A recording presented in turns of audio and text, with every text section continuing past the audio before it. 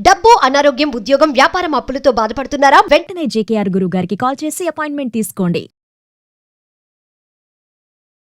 Hello అండి, రామ్ గారు నమస్తే. నమస్తే అండి. అంటే ఒక సీరియస్ ఇష్యూ మనకి నార్మల్గా ఏంటంటే ఎప్పుడే most of the women face this. అదేంటంటే డొమెస్టిక్ వైలెన్స్ ఇంట్లో. అంటే ఏదో ఒక రకంగా హెరాస్ చేయడం హస్బెండ్స్ ఉమెన్ని, అంటే తిట్టడం, కొట్టడం, ఎక్కువగా ఫ్రీక్వెంట్గా ఏం రీజన్ లేకుండానే వాళ్ళని టార్చర్ చేయడం, హెరాస్ చేయడం.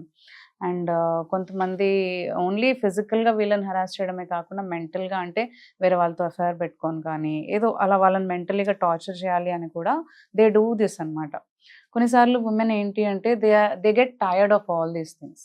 ఒక్కొక్కసారి ఏంటంటే దాని నుంచి బయటికి రాలేక, అంటే పరువు గురించి కావచ్చు, పేరెంట్స్ గురించి ఆలోచించి కావచ్చు, లేదంటే కిడ్స్ గురించి కావచ్చు, ఫైనాన్షియల్ సపోర్ట్ లేక కావచ్చు, తను బయటికి రాలేక ఆ రిలేషన్షిప్లోంచి అండ్ ఉండలేక సూసైడ్స్ చేసుకోవడము.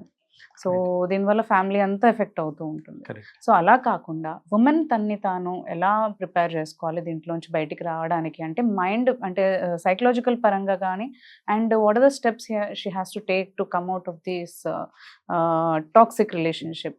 ఒక ఫ్యామిలీలో అండి ఆర్ అదర్వైజ్ కూడా విమెన్ మెంటలీ చాలా స్ట్రాంగ్ ఉండాలండి. మెంటలీ అండ్ ఫిజికలీ కూడా. లైక్ మోస్ట్ ఆఫన్ మనం చూస్తుంటాం ఏంటంటే విమెన్ ఫిజికల్ ఫిట్నెస్ మీద అంతా ఫోకస్ చేయకపోవడం, అండ్ దెన్ మెంటలీ ఆల్సో కూడా చేయరు. మెంటలీ కూడా చాలా సెన్సిటివ్ ఉంటారు చాలా మంది. అంత సెన్సిటివ్ ఉండొద్దండి. You are supposed to be mentally strong. అది చాలా ఇంపార్టెంట్.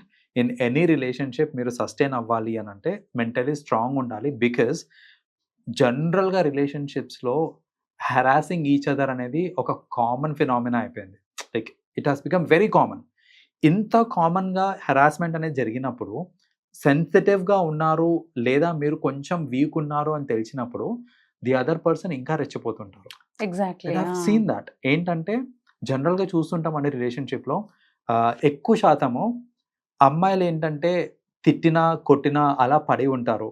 రైట్? ఎందుకనే అలా ఎందుకుంటున్నావు నువ్వు అని క్వశ్చన్ చేసినప్పుడు పిల్లల కోసం తప్పదు, ఇంకా లైక్ ఆల్రెడీ పిల్లలు ఉన్నారు, ఇప్పుడు నేను ఏం చేయగలుగుతాను, వదిలేస్తే ఇంకా పిల్లలు అన్యాయం అయిపోతారు, ఇలాంటివన్నీ మాట్లాడి, అంటే పిల్లల కోసము లేకపోతే ఫర్ వాట్ ఎవర్ రీజన్స్ ఏంటంటే చాలామంది ఇలా ఎంత హెరాసింగ్ చేసినా కూడా అదే రిలేషన్షిప్లో ఉంటారే తప్ప అందులోంచి బయటికి రావడానికి ట్రై చేయరు ఆ రిలేషన్షిప్ నుంచి. ఆర్ ఆ హెరాస్మెంట్ని తగ్గించుకునే ప్రయత్నం కూడా చేసుకోరు. ఇక్కడ ఎందుకు తగ్గించుకోవడానికి ప్రయత్నం చేసుకోరు అని అంటే, ఫస్ట్ ఆఫ్ ఆల్, సరే నా హస్బెండ్ నాకు టార్చర్ పెడుతున్నాడు, నేను ఈ రిలేషన్షిప్ నుంచి బయటకు వచ్చేస్తాను అని అనుకున్నప్పుడు వాళ్ళకు వచ్చే ఫస్ట్ థాట్ ఏంటంటే, మరి నాకు నాకు తిండికి ఎట్లా గతి లేదు కదా, నాకు జాబ్ లేదు, ఫినాన్షియలీ నేను డిపెండెంట్ ఉన్నాను. ఈ ఫినాన్షియల్ డిపెండెన్స్ వల్ల మోస్ట్ ఆఫెన్ ఏమవుతుంది అని అంటే వాళ్ళు బ్రేక్ చేసుకోవడానికి ఆలోచిస్తారు. లైక్ బికాస్ నాకు కానీ నేనేం సంపాదించలేను అనేసి. So that is one reason. ఆగిపోతారు. ఆగి ఎంత టార్చర్ పెడుతున్నా కూడా భరిస్తూ ఉంటారు. కొందరు ఏంటంటే, ఇప్పుడు నేను వచ్చేసాను అనుకో బయటికి, ఎక్కడికి వెళ్ళాలి? తల్లిదండ్రుల దగ్గరికి వెళ్ళాలి. అంటే వాళ్ళకి అది సిగ్గుచేటు కదా. ఇప్పుడు నేను వదిలేసి వచ్చాను అంటే వాళ్ళకి అది సిగ్గుచేటు కదా. ఎంత నామోషి, నా వల్ల మా పేరెంట్స్కి ఎందుకు పేరు పోవాలి అనే థాట్లో కొందరు ఆగే వాళ్ళు ఉంటారు. Most women. యా. కొందరు ఏంటంటే వాళ్ళ గురించి కూడా ఆలోచిస్తారు. నేను ఇలా వచ్చేసాను అంటే అందరు నన్ను నెగిటివ్గా చూస్తారేమో, లేకపోతే నిందలేస్తారు నా మీద అనవసరంగా. ఇలాంటి థాట్స్ అన్నీ వస్తూ ఉంటాయి. ఎందుకంటే జనరల్గా చూడండి, ఏదైనా కానివ్వండి, ఒక అమ్మాయి ఒక ఫ్యామిలీ నుంచి బయటకు వచ్చేద్దామని డిసైడ్ అయినప్పుడు, డివోర్స్కి ఇట్లా ఒక థాట్ వచ్చినప్పుడు అందరు ఏంటంటే అమ్మాయిదే తప్పు అనేసి మ్యాక్సిమం బ్లేమింగ్ అమ్మాయికే చేస్తూ ఉంటారు. నువ్వే సర్దుకుపోవాలి, నువ్వే సరిగ్గా చూసుకోవాలి, లేకపోతే నువ్వే ఏదో చేసి ఉంటావో, లేకపోతే ఎందుకు ఇంత గొడవ అవుతుంది, ఇలాంటి అనేసి ఏంటంటే నువ్వే సర్దుకోవాలి అని అమ్మాయి మీద ఎక్కువ బ్లేమింగ్ జరుగుతూ ఉంటుంది. సో దానివల్ల ఏంటంటే వీళ్ళు స్ట్రెస్కి గురైపోతూ ఉంటారు. అండ్ మీరు అన్నట్టు కొందరు ఏంటంటే ఎక్స్ప్రెస్ చేయలేక సూసైడ్ కూడా చేసుకుంటా ఉంటారు. సో అసలు ఇదంతా మారాలండి. ఫస్ట్ ఆఫ్ ఆల్, మీకు హెరాస్మెంట్ జరుగుతుంది అని అంటే, మీ స్పౌస్ నుంచి హెరాస్మెంట్ జరుగుతుంది అని అంటే, ఫస్ట్ ఆఫ్ ఆల్ ఏంటంటే మీరు మాట్లాడుకోవాలి, కమ్యూనికేట్ చేసుకోవాలి. Like with your spouse, that నాకు ఇది నచ్చట్లేదు, నేను ఇది తీసుకోలేకపోతున్నాను, ఏంటి అసలు ప్రాబ్లం, ఎందుకు ఈ హెరాస్మెంట్ జరుగుతుంది, మనం ఎందుకు సరిగ్గా ఉండలేకపోతున్నాం అని వాళ్ళు డిస్కస్ చేసుకున్నారనుకోండి, ఒక 50% అక్కడే సాల్వ్ అయిపోతుంది. డిస్కషన్ చెయ్యక కొన్నిసార్లు ఏంటంటే నా స్పౌస్ బాధపడుతుందని తను చెప్పట్లేదు అసలు. చెప్పనప్పుడు ఏంటంటే నేను ఇంకా చేస్తుంటాను. రైట్? సో అది తిట్టడం కానివ్వండి, కసురుకోవడం కానివ్వండి ఇవన్నీ. అండ్ ఇంకొకటి అబ్బాయిలు కూడా అర్థం చేసుకోవాల్సింది ఏంటిది అని అంటే, వాళ్ళకి ఎంప్లాయ్మెంట్ పరంగా ఎన్నో ప్రెషర్స్ ఉంటాయి.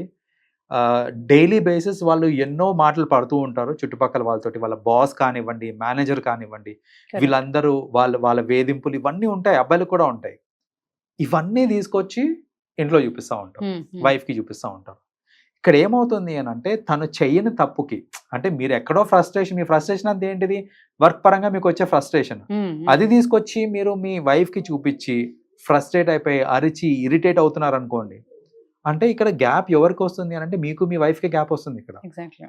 సో అబ్బాయిలు కూడా ఆలోచించాల్సింది ఏంటిది అని అంటే, మీకు ఎవరు ఇంపార్టెంట్, మీ ఎంప్లాయర్ ఇంపార్టెంటా, ఇంట్లో వాళ్ళు ఇంపార్టెంటా? అక్కడ ఫ్రస్ట్రేషన్ తీసుకొచ్చి ఇక్కడ చూపించడము, లేకపోతే ఇంట్లో ఫ్రస్ట్రేషన్ అక్కడ చూపించడం, అది కరెక్ట్ కాదు. ఎక్కడికక్కడికే ఉండాలి. సో అలా ఫ్రస్ట్రేషన్ చూపించినప్పుడు కూడా అదేంటంటే it's a mental harassment.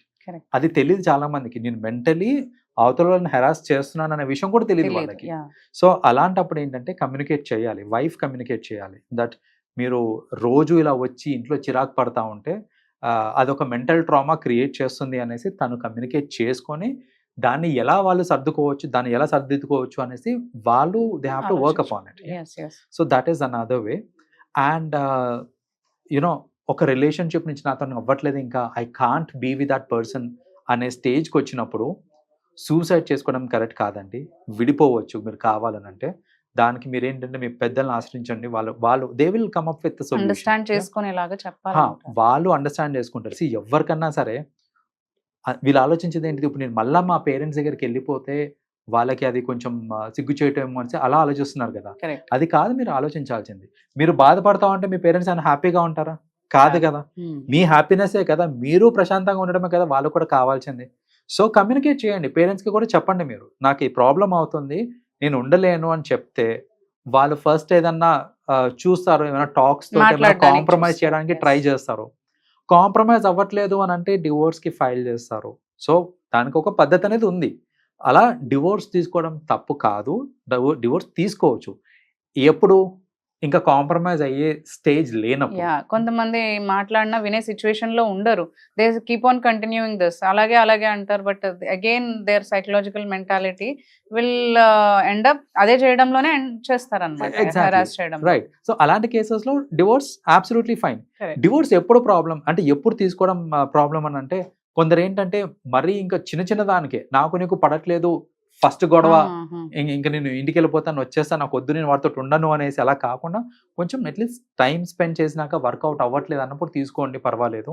So అది తీసుకునేటప్పుడు కూడా ఏంటంటే పేరెంట్స్ని ఆశ్రయించి వాళ్ళతోటి మాట్లాడి వాళ్ళ హెల్ప్ తీసుకొని మీరు డివోర్స్ తీసుకున్నారు అని అంటే కనుక not a problem at all.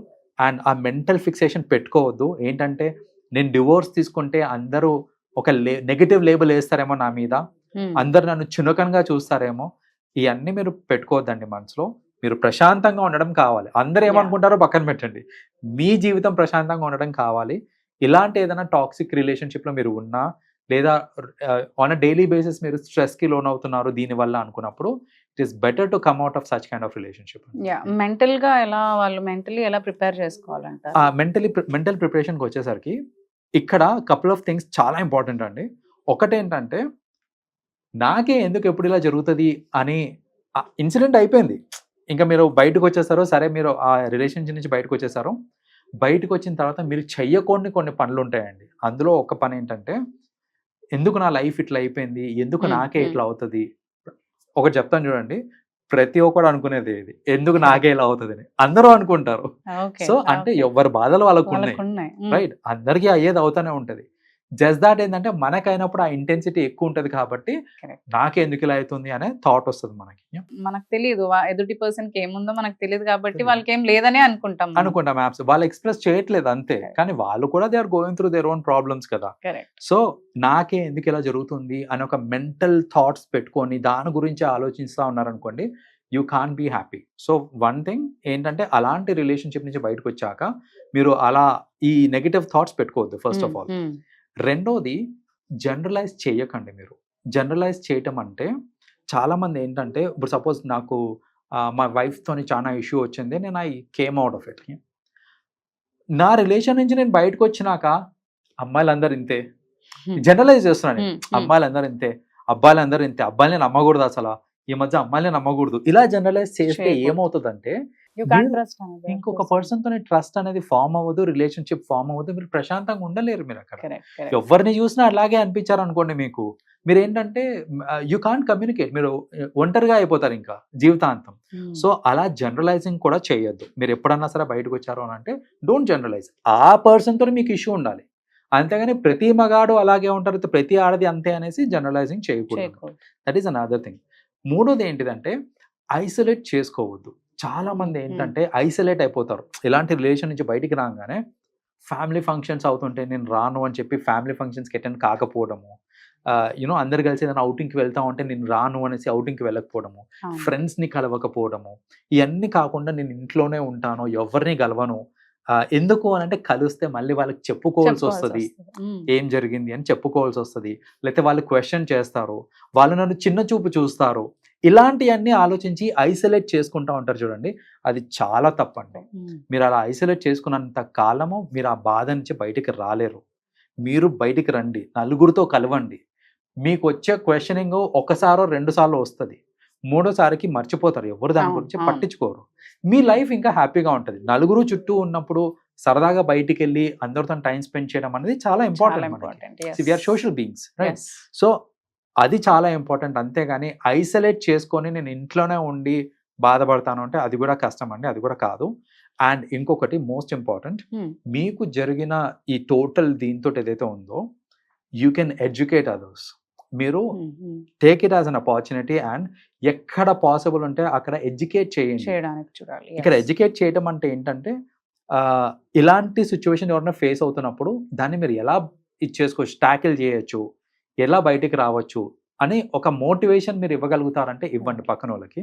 It helps. ఎందుకనంటే ఒక థర్డ్ పర్సన్, నాకు సపోజ్ నాకేం ప్రాబ్లం రాలేదు నా లైఫ్లో, బట్ నేను ఎవరికో కౌన్సిల్ చేయడానికి ట్రై చేస్తున్నాను, దట్ యూనో ఇట్స్ ఓకే, నువ్వు ఇట్లా చేయొచ్చు అని చెప్తున్నాను.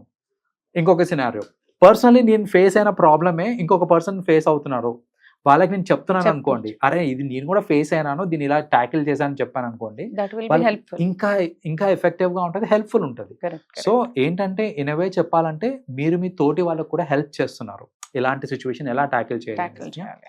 So these are the things మనం చేయాలి. అంటే ఏదన్నా రిలేషన్షిప్ నుంచి బయటకు వచ్చినప్పుడు బికాస్ ఆఫ్ ఈ హెరాస్మెంట్ కానివ్వండి, ఏదైనా కానివ్వండి, ఈ థింగ్స్ మనం గుర్తుపెట్టుకోవాలి. ఇలా జనరలైజ్ చేయకూడదు ఒకటి, అండ్ ఐసోలేట్ చేసుకోకూడదు ఎవరితోటి.